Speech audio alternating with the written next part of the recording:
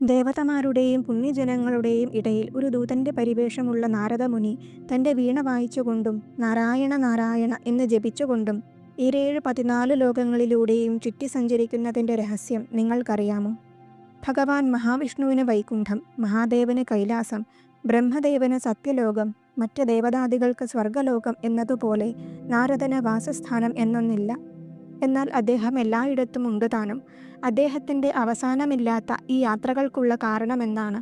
ചിലർ ഇത് നാരദമുനിയുടെ സ്വഭാവത്തിന്റെ ഭാഗമായി കരുതുന്നു. എന്നാൽ അത് ഒരു ശാപത്തിന്റെ ഫലമാണെങ്കിലോ? അറിയാം ആ കഥ.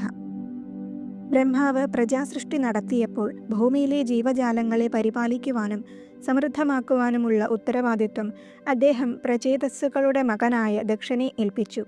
അങ്ങനെ അദ്ദേഹം ദക്ഷ പ്രജാപതിയായി. ഈ കടമ ഭക്തിപൂർവം സ്വീകരിച്ചുകൊണ്ട് ഭൂമിയെ ശുദ്ധരും കുലീനരുമായ സാത്വികന്മാരായ മനുഷ്യരാൽ നിറയ്ക്കാനും ലോകത്തിൽ നീതിപൂർവകമായ ക്രമം സ്ഥാപിക്കാനുമായി ശ്രീ മഹാവിഷ്ണുവിൻ്റെ നിർദ്ദേശപ്രകാരം ദക്ഷനും ഭാര്യ പഞ്ചജനിയും ഹരിയശ്വന്മാർ എന്ന് വിളിക്കുന്ന 10,000 പുത്രന്മാർക്ക് ജന്മം നൽകി. സാത്വികന്മാരായ അവർ പിതാവായ പ്രജാപതിയുടെ നിർദ്ദേശപ്രകാരം പടിഞ്ഞാറ് ദിശയിൽ സഞ്ചരിച്ച് സിന്ധു നദിയും സമുദ്രവും കൂടിച്ചേരുന്ന നാരായണ സരസിൽ എത്തിച്ചേർന്നു. മഹാമനീഷികൾ തപസ്സിരുന്ന ആ സ്ഥലത്ത് അവർ പിതാവേൽപ്പിച്ച ദൗത്യം നിറവേറ്റാനായി കഠിനമായ തപസ്സനുഷ്ഠിക്കാൻ ആരംഭിച്ചു. എന്നാൽ അപ്പോഴാണ് നാരദമുനി അവരെ കണ്ടത്.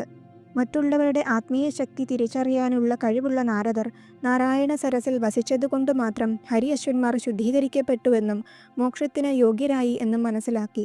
അങ്ങനെയുള്ള ഇവർ കുടുംബജീവിതത്തിൽ ബന്ധിതരായി പോകില്ലേ എന്നത് അദ്ദേഹത്തെ ചിന്തിപ്പിച്ചു. അദ്ദേഹം ഹരിയശ്വന്മാരെ സമീപിച്ച് സ്നേഹപൂർവ്വം മനുഷ്യന്റെ അസ്തിത്വത്തെക്കുറിച്ചും ജനന മരണങ്ങളിൽ നിന്നുമുള്ള മോചനത്തെക്കുറിച്ചും പരമാത്മാവിലുള്ള ലയനത്തെപ്പറ്റിയും ഉപദേശിച്ചു. നാരദന്റെ മാർഗനിർദ്ദേശത്താൽ പ്രചോദിതരായ ഹരിയശ്വന്മാർ ആത്മീയ സാക്ഷാത്കാരത്തിന്റെ പാത പിന്തുടർന്ന് സന്യാസികളായി മാറി. തന്റെ 10,000 പുത്രന്മാർ ആത്മീയ പാത സ്വീകരിച്ചതായി അറിഞ്ഞ ദക്ഷൻ ദുഃഖിതനായി. പിന്നീട് ബ്രഹ്മാവ് അദ്ദേഹത്തെ ആശ്വസിപ്പിക്കുകയും കടമകൾ നിറവേറ്റാൻ പ്രചോദിപ്പിക്കുകയും ചെയ്തു.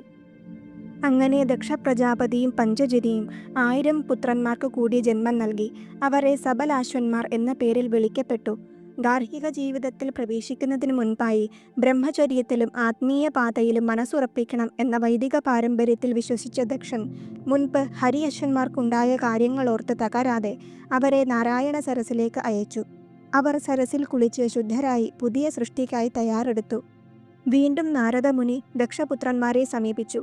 അദ്ദേഹം തന്റെ വാക്കുകളാൽ അവരെയും ആ ഉദ്യമത്തിൽ നിന്ന് പിന്തിരിപ്പിച്ചു. സബലാശ്വന്മാരും ഹരിയശ്വന്മാരെ പോലെ സന്യാസപാത സ്വീകരിച്ചു.